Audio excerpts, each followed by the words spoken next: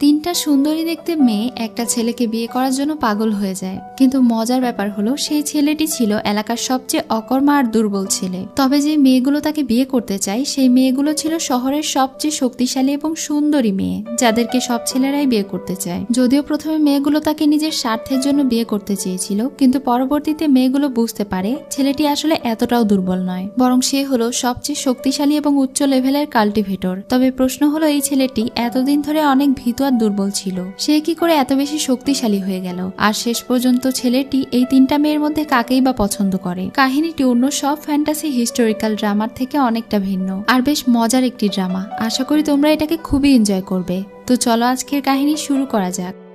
ড্রামার শুরুতেই immortal land দেখানো হয়। সেখানে সুপ্রিম এল্ডার নামে একটা ছেলে ড্রাগনের কাছে থেকে স্ট্রাইক নিতে গিয়েছে, এর মাধ্যমে সে অমর হতে পারবে আর সে হতে পারবে ইমর্টাল ক্ল্যানের রাজা। তাই ইমর্টাল ক্ল্যানের সবাই তাকে সাপোর্ট করছিল। যেখানে অন্য সব সাধারণ ইমর্টালেরা মাত্র 12টা স্ট্রাইক নেয়, সেখানে সে 99টা স্ট্রাইক নিয়েছিল। তারপরেও তার এই পরীক্ষা পূরণ হচ্ছিল না, এজন্য সে ড্রাগনের উপরে খুবই রেগে যায় আর বলে আরো কত স্ট্রাইক দেবেন। তখন সেই ড্রাগন রেগে তার উপরে আরো স্ট্রাইক দিতে থাকে, কিন্তু এবারের শক্তিশালী স্ট্রাইক আর সে নিতে পারে না এবং সে ওখানেই জ্বলে ভস্ম হয়ে যায়। এটা দেখে বাকি ইমর্টালেরা তার বিদায় জানায়। এরপরে আমরা পৃথিবীর দৃশ্য দেখতে পাই। এখানে ঝাও পরিবারের একটা ছেলে সন্তান মারা গিয়েছিল, এজন্য তার বাবা কান্নাকাটি করছিল, কিন্তু তখনই সেখানে থাকা সবাই দেখতে পায় ছেলেটি জীবিত আছে। এটা দেখে তো সবাই অনেক ভয় পেয়ে যায় আর ফেই ইয়াং জেগে ওঠে। সে তো নিজেকে অন্য একটা বডি এবং অন্য একটা পৃথিবীতে দেখে অনেক বেশি ভয় পেয়ে যায়। সে ভাবছিল সে তো স্ট্রাইক খেয়ে মারা গিয়েছিল, তাহলে এখানে কিভাবে এলো? তখনই তার এই দুনিয়ার স্মৃতিগুলো মনে পড়ে যায়। আসলে যুদ্ধে তার দুইটা ভাই মারা গিয়েছিল,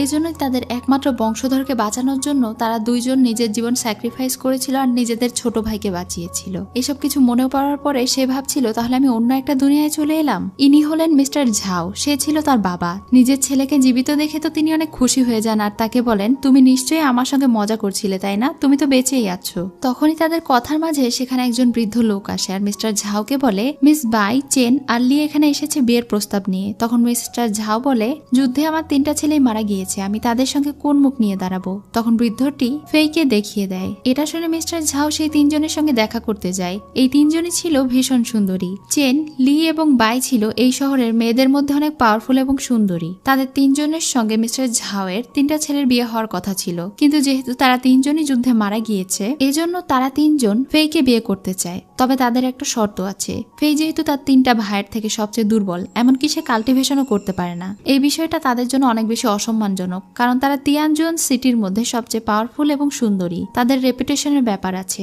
এজন্য 1 মাসের মধ্যেই যদি ফেই কাল্টিভেশন করতে পারে তাহলে তারা তাকে বিয়ে করে ফেলবে।